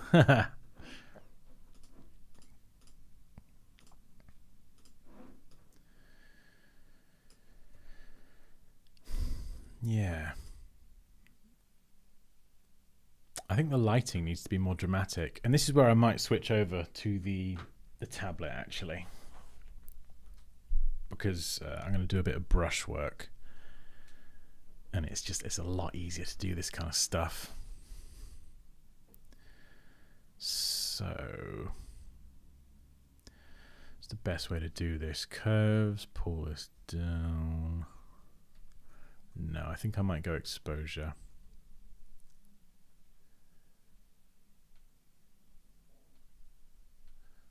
And you have to play around with these top two sliders. Usually I don't need to touch the middle one.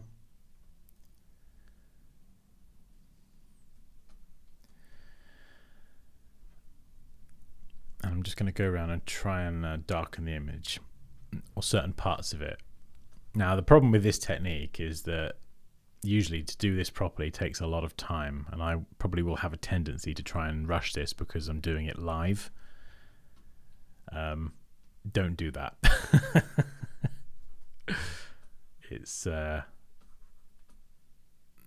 very important to get this looking correct. I'm just going to try and do this roughly now.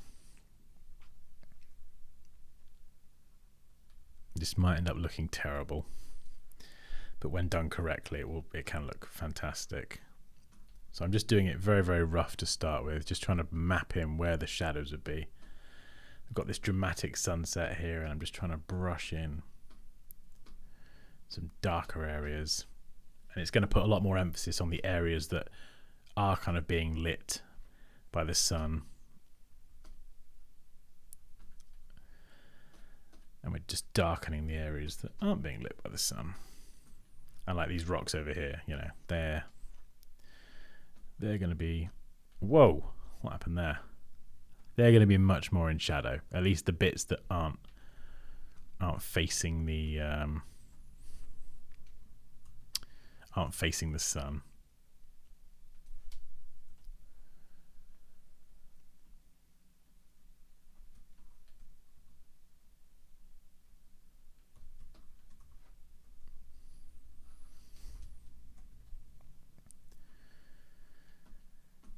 Yeah, so that house is going to be quite tricky.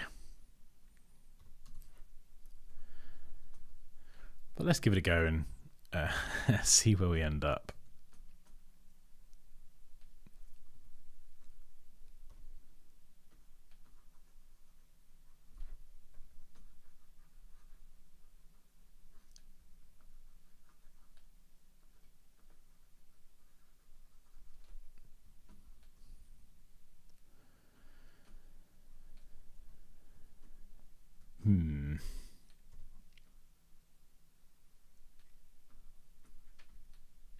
Right, let's add another one for some highlights and try and add this in. Actually, no, let's add a solid color.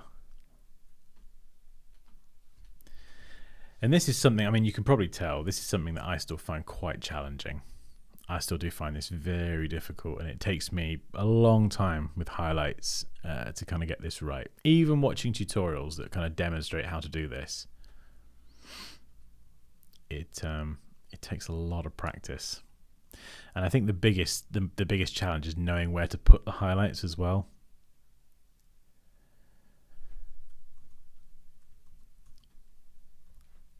So I'm just going to use a very... Actually, I should bring that opacity down. Or flow, rather. Just bring that down nice and low and just gently brush this in. It doesn't matter if it's rough at first. It's just really about kind of getting the placement right more than anything. All of this is completely non-destructive.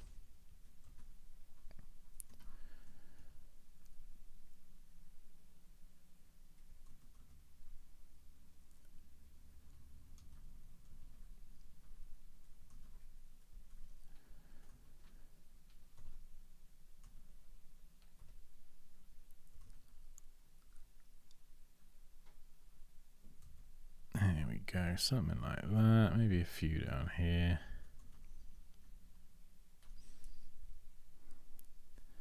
It's starting to look quite sinister now. Love Sinister, but then I adore horror films. I just clocked Wedlow.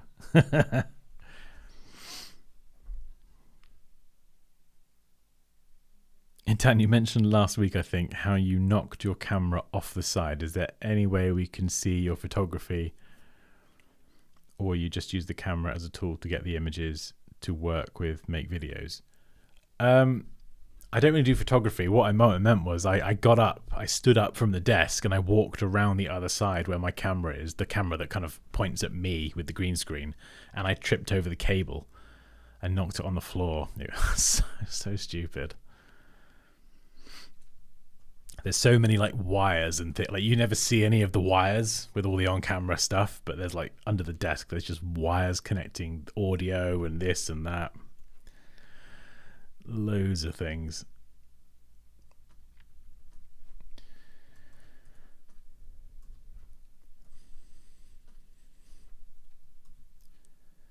Right, let's see if I can make a selection now of just the house.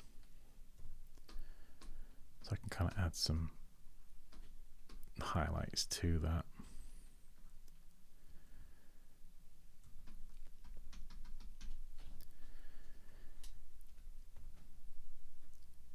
Exposure. Yeah, it's really difficult. Like you could make it super dramatic and do something like that. In fact, I think I've probably bitten off more than I can chew with this scene doing it on a stream. Because to kind of introduce dramatic lighting throughout the entire scene, especially on the snow, on white, it's very, very hard. Much harder, actually, than darker colors like the rocks and things, or the wood. It's much, much harder because you're essentially changing the lighting in probably the most extreme way. You're making areas that are white be like darker. And if you do it like in the wrong way, it can just look like, it can just look rubbish. It can look murky and horrible. So it definitely takes a bit of finessing, balancing these sliders to very carefully darken it in a way that looks realistic.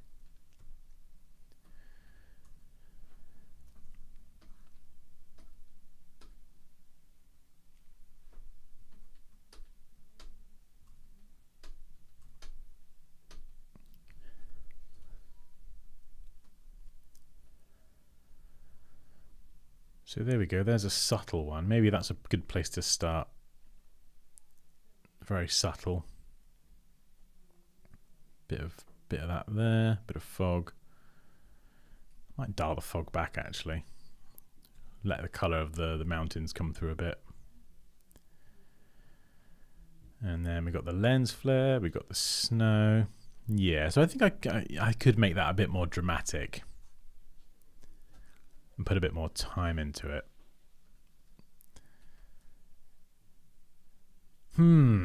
Yeah, it's a difficult one with the foreground. It would be much easier if I were to separate these two halves so I could just isolate the foreground. That would really help.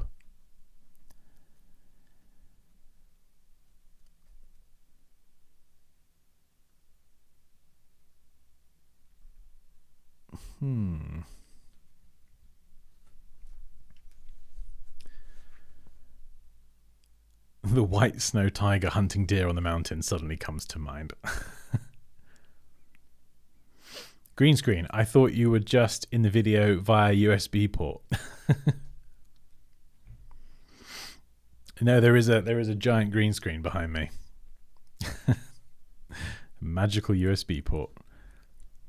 Going to prep tea soon. Famished.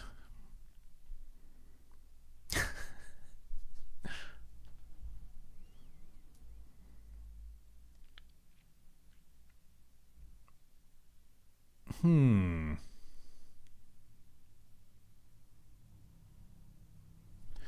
wonder if I make some of this snow a bit bigger, because it's so close to the camera.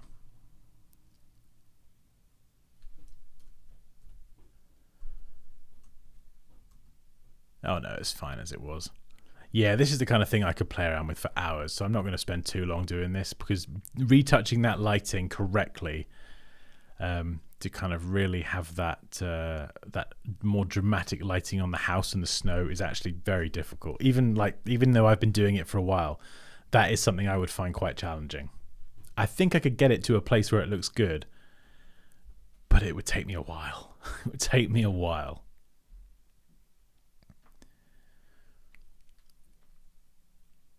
Also, that lens flare, I'm going to double that up. And I'm going to add one there. And this one isn't going to have a blending mode. And that is going to actually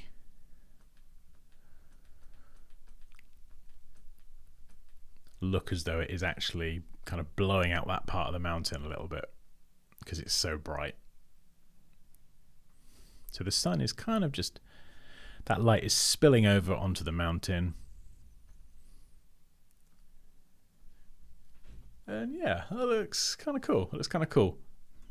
So then what I can do is select all, copy merged, open up this, paste this in. I normally number these as well. It's quite fun doing this because then you can see how the design's progressed. Sometimes I get up to like 20 and 30. So that's where it was before. Then this is where it is now. So you can see it is a little bit kind of more darker and a bit more subtle in the foreground. We'll save that. We'll close it down. And those changes then get pulled through with that camera raw filter setting applied. So there's the difference.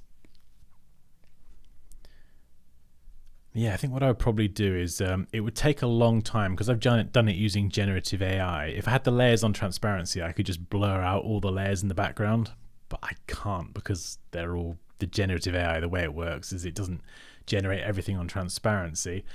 I could try one of Photoshop's neural filters, and the snow could be a problem, but where is it? Depth blur. So I could add the house as a focal point. It might mess up the snow because I've set the snow at 3 different focal points manually. But if I bring that blur strength down,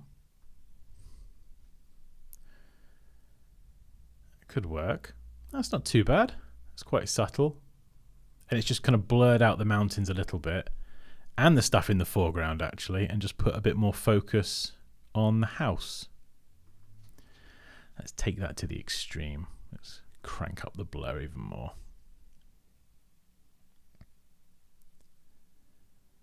It looks a bit rubbish in the foreground here. That doesn't look too great.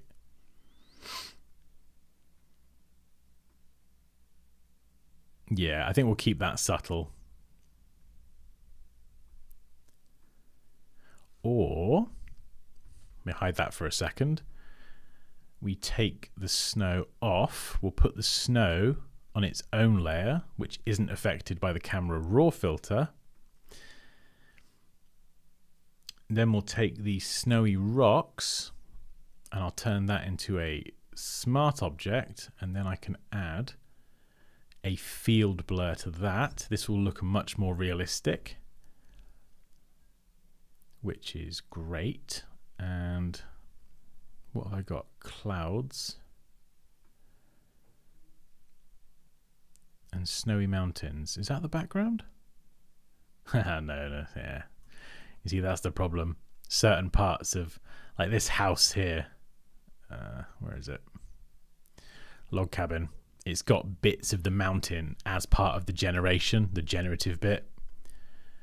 So it does make it trickier to blur that. However, if I take the snowy rocks and I'll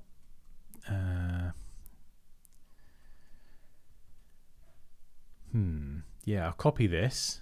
I'll paste this in. Number 3. You can see we're going to get quite a long list build up, and then we'll save and close that down. And then I'll turn that on. You can see that this part down in the bottom right, where that blur effect looked a little bit rubbish before, that now looks okay because I've actually blurred it manually already first. So that's now out of focus. Using the neural filters, the background is now a little bit out of focus. And because I've kind of taken those rocks out, I could actually probably push that blur a bit more and just create a bit more drama between the background and the house. Let's go for 30. There we go. That puts the house in focus a little bit more. Yeah, there's a few issues around here.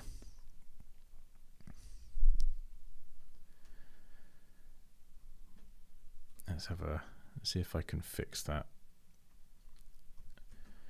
I might be able to just mask that way. Let's give it a go. Try and see if I can do this really quickly. There we go.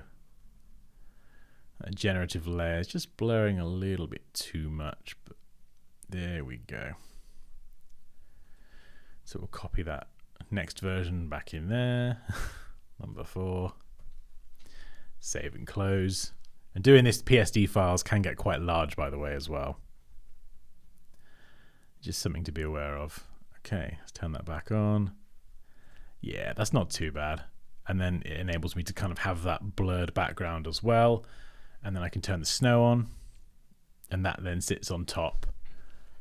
Because, you know, it doesn't need to be affected by the camera raw filter. The few settings, the snow is very kind of granular. The only problem is now the snow in the distance isn't blurred like it should be.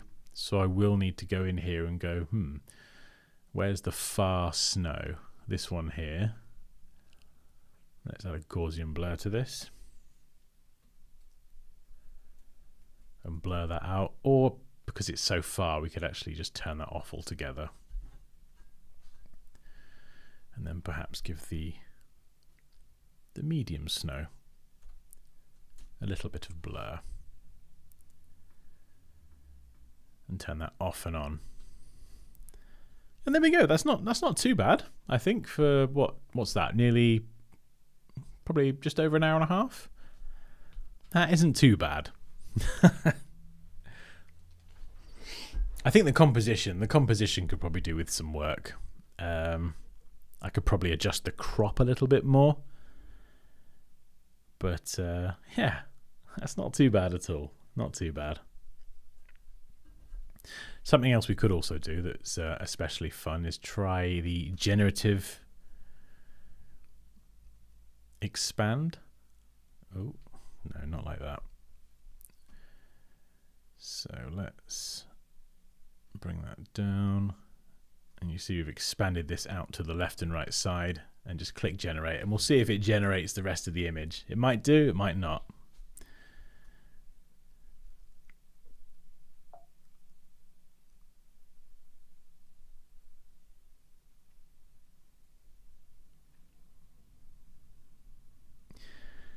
Can we duplicate all layers and fill with a color and then bring down the opacity to our liking? Can we duplicate all layers and then fill with a color? Yeah, you could do.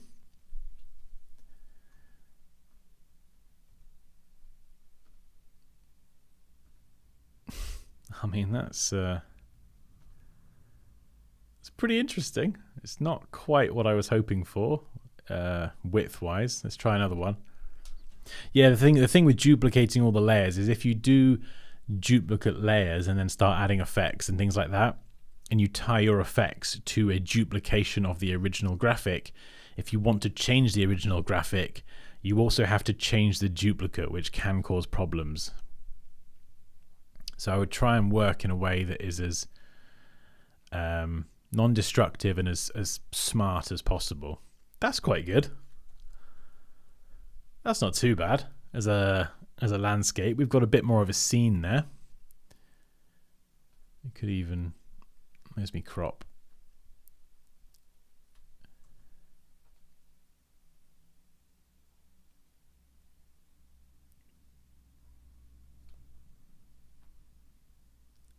There we go. We'll add like a super dramatic crop or something. Melissa, welcome. Made another live today. What are we working on? We have created a, I'll keep the full image, but yeah, we've created a snowy scene. So we've generated the entire thing from scratch. So we made a log cabin. We added a terrible door, some rickety windows, a stovepipe thing, a sign saying Wedlow. No one quite knows what that means. We added a wonky snowman whose head is barely attached at this point. Some rocks in the foreground, some mountains in the background. We added some clouds and then replaced that with a new sky. We added some lighting effects. We added some snow close up and a bit further away. And we did the camera raw effect. And then at the very end, we, what did we do? We just expanded it out to the side. So before it was not quite that, but it was much more portrait oriented, and we just expanded it to the side. And it's not done a bad job expanding that entire scene. And then I could go and recrop that in a different way now that has maybe perhaps a better composition, or is like following the rule of thirds or something that just looks a bit more pleasing. Or I could take this scene and I could then go and add something into this. So I could flatten this entire scene and then rework the whole thing, which, I mean, come on, that's surely worth a go, right? Let's just copy all this, drag around here, we'll type in dramatic sunset, see what it comes back with. What should be the name of this magnificent design, Dansky? Oh, that's very kind of you to call it magnificent. Now it looks like a scene shot out of a fisheye lens. Yeah, it does have that sort of curvature, doesn't it? Whoa. Whoa, that is dramatic. Oh my goodness, we've got two suns. Wow. We've taken this to another planet entirely.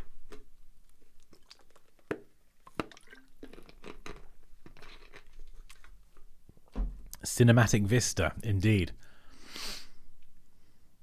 Also, for anyone who's... Whoa, that is pretty intense. Also, for anyone who's just joined, we're going to be doing a competition soon, all centered around just using generative AI. We're going to see how far we can push this feature. And I think it'll be a lot of fun. So if you've got any suggestions for the theme, that would be great. I think someone said time earlier as the theme for it, which I absolutely love. But if anyone's got any other suggestions for the theme of a generative AI competition, then throw it out there in the chat. Just let me know, because that one will be a lot of fun.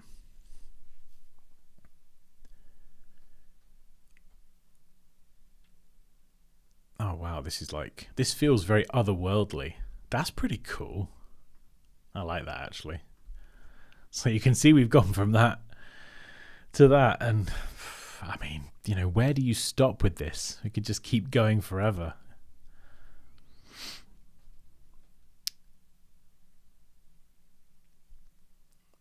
Oh, it's just so much fun. I love doing this.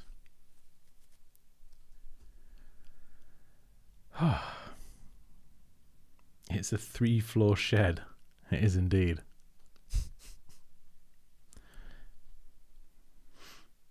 Country we live in for the theme. Oh, that's interesting. Okay. Science fiction or Halloween. Oh, yeah, science fiction. That would probably fit with the whole AI side of things quite nicely.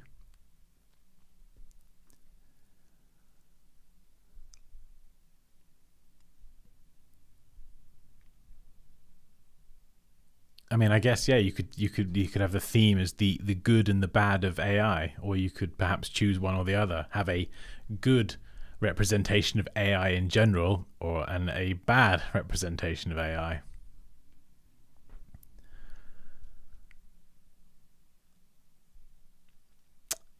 I kind of this is the thing. This is really addictive. I just feel like I want to play with it now and keep doing stuff to it. There is one little cheeky technique that can sometimes be quite cool. So I'll just copy the whole thing and then turn it into a smart object. And you can sometimes this looks good, sometimes it doesn't look great. But go to filter, stylize, oil paint, turn off the lighting, and then play around with the check preview, and then play around with the stylization and the cleanliness. Maybe bring the values down quite low. You can kind of give it like a bit of a sort of artsy feel, so it can make it look a little bit more arty. I wouldn't recommend turning on the lighting unless you want that kind of texture.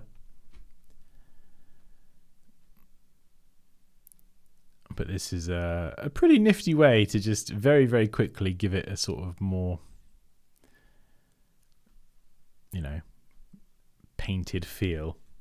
I guess if you wanted to sort of cheat a postcard and and make it look like a painted masterpiece. I mean, and the good thing about this actually is if you were to use this technique, as I said earlier, sometimes the AI stuff it generates is kind of low res, or it's a bit murky, a bit blurry around the edges. When you use these kind of, the sharpening stuff from the camera raw filter to sharpen it up a bit with more clarity, and then you use the oil paint thing. I mean, looking at that now, it looks all right. You can mask a lot of that low quality pixely stuff with a few different filters. Yeah, that doesn't look too bad. I wouldn't say it's the best thing I've ever made, but I think, for a couple hours session, it's been fun. It's turned out all right.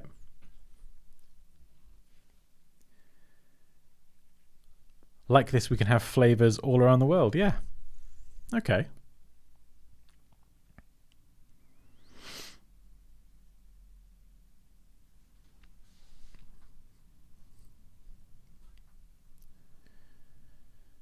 I'm going to play around a little bit with the camera raw filter. Just a little bit more. Calibration can kind of give some pretty interesting results as well. Yeah, we could make that a little bit more this color.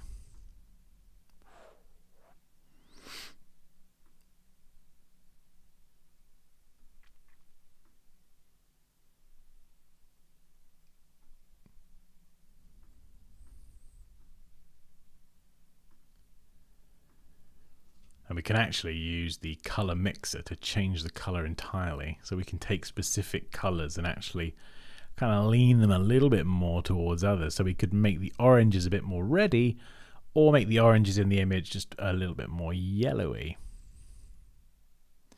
So this is quite a cool way to sort of subtly make some changes. Some of these sliders, of course, aren't really applicable. And the shadows, I could change the color of all the shadows as well. So you could warm them up a little bit.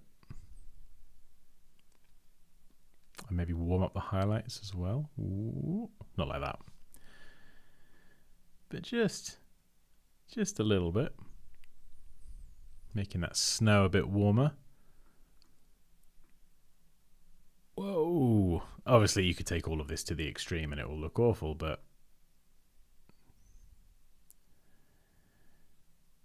dramatic.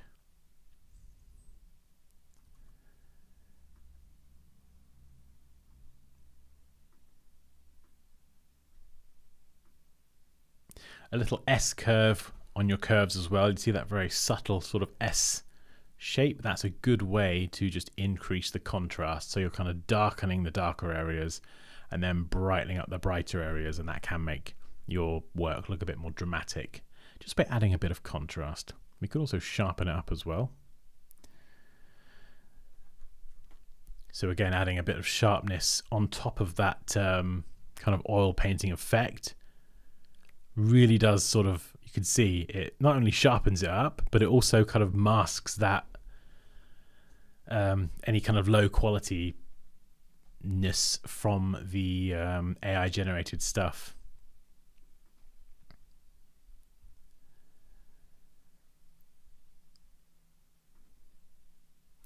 And it's the kind of thing I could just keep going all day with this.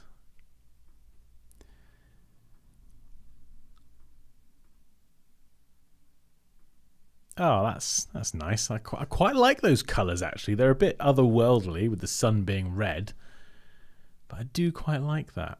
That's quite nice as well. That's much more saturated and punchy. Yeah, these ones are quite cool. These color lookups. Some of them work really nicely.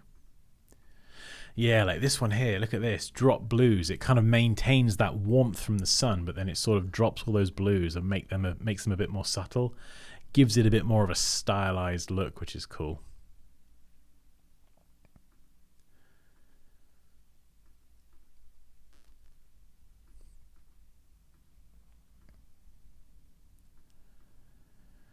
Oh man, it's a lot of fun.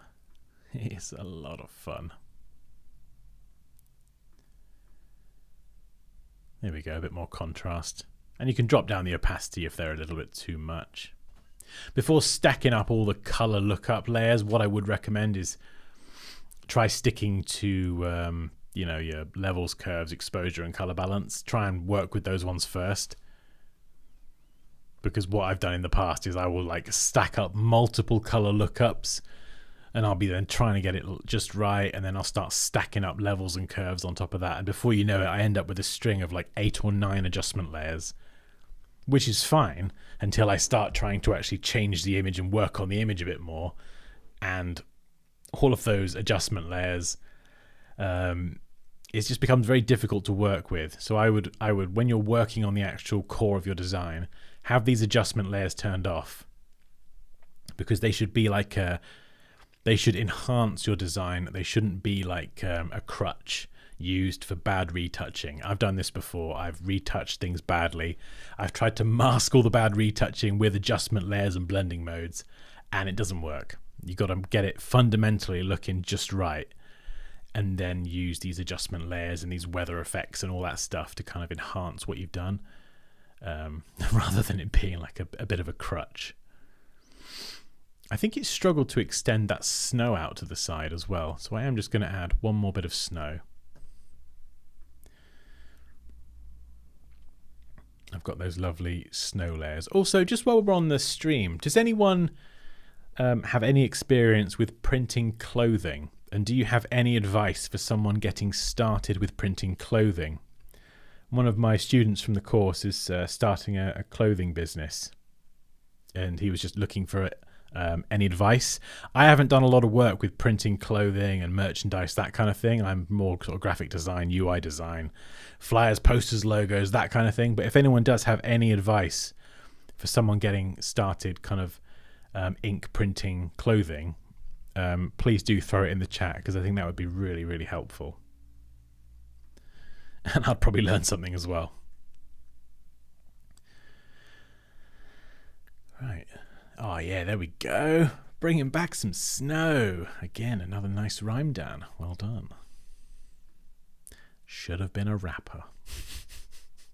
Right, let's add some more dense snow. Oof, that is dense. We are creating a blizzard here.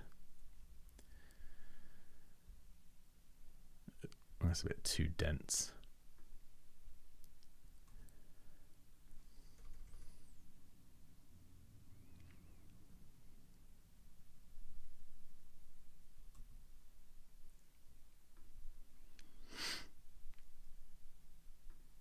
There we go.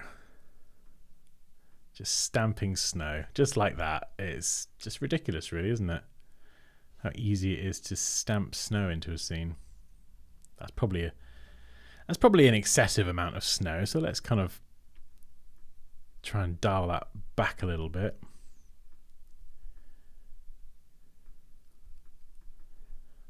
unstamping all the snow. Just have it a little bit more subtle.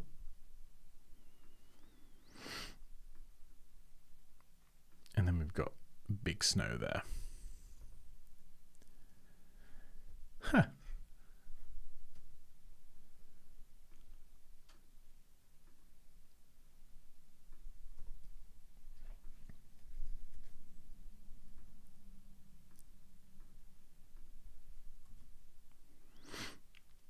I've been doing POD, print on demand, no upfront cost, and most companies do a DTF, direct to fabric process, so you can get full color prints at a low cost. Oh, okay, interesting. You can get sample packs from companies that provide all materials. That depends on the medium/fabric. Okay. I would suggest getting samples from some local textile shops and manufacturers. Okay. That's really helpful, thank you. Yeah, if anyone has any kind of advice on sort of, printing T-shirts and kind of that sort of process, this sort of stuff's really helpful. What I'll do is I'll screenshot all of this and then send it over to them, and hopefully it'll be really helpful to them. Right. For anyone who's just joined, there is a free webinar. So if you'd like 30 minutes of Adobe Illustrator goodness aimed at beginners, kind of walking you through getting started with Illustrator and some of the fundamentals, working with color, RGB, CMYK, all that good stuff, then there is a free webinar here that you can jump into, and hopefully that's helpful. And if you stick around until the end, there is a discount code for 15% off my full Adobe Illustrator Masterclass, which will teach you everything I know about Adobe Illustrator, all packaged up, finally, into a course. Mike says, I've done POD too. Oh, Printful, yeah. They have great quality clothing if you pick the right stuff, but I've had mixed results on output. I'd go traditional if it was a large part of my business. Okay, that's good to know.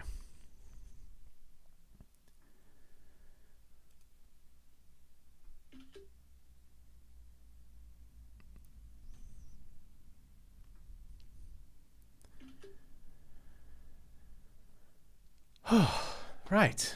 Well, I am absolutely sweltering in here. So are they looking to screen print their own designs? I don't know too much.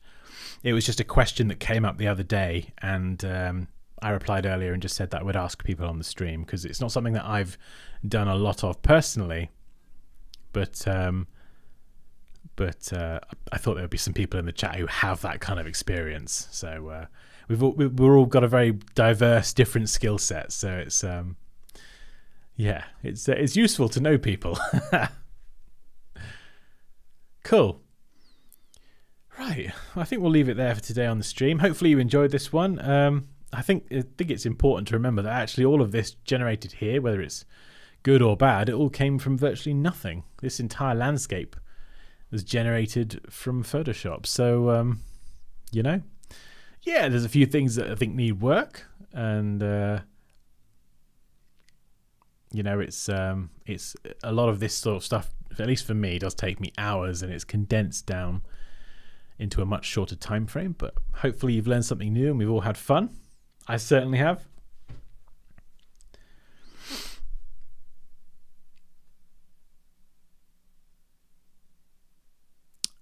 Oh, okay, that's good to know, Christian. Thank you. I will screenshot all these tips, because this is really, really helpful stuff. I'll pass this back.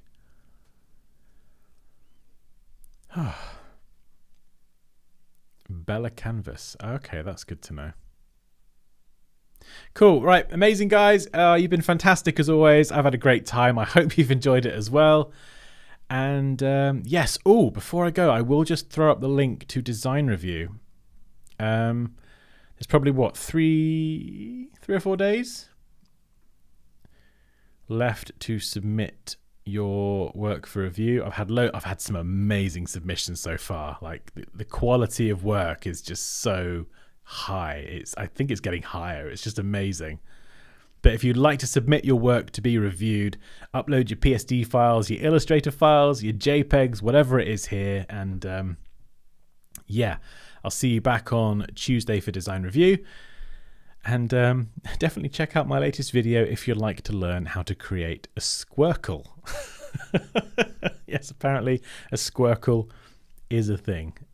So yeah, have a fantastic day, have a fantastic weekend, and I'll see you next week, guys. Cheers.